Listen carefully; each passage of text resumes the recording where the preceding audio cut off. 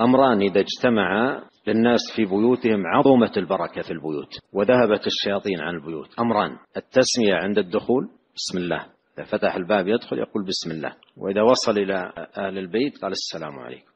هذان أعظم أسباب البركة في البيوت وذهاب الشياطين عن البيوت. إذا دخل عند فتح الباب يقول بسم الله يدخل، إذا فعل ذلك بقي الشيطان في الخارج، لأن ما يستحل الشيطان البيوت إلا بماذا؟ إلا بترك التسمية. إذا تركت التسمية قال لأعوانه أدركتم المبيت ادخلوا.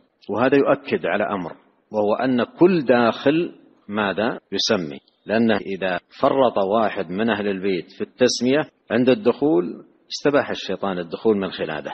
مثل أيضا استباحة ماذا؟ نعم الطعام. طعام يستبيح الطعام بواحد لا يسمي على الطعام لا يسمي. فإذا من أعظم أسباب البركة في بيوت المسلمين أمران: تسمية عند الدخول من كل داخل، الولد والبنت والأم والأب والأخ والأخت، كل داخل يعلم عند الباب يقول بسم الله، وإذا وصل إلى أهل الدار قال السلام عليكم.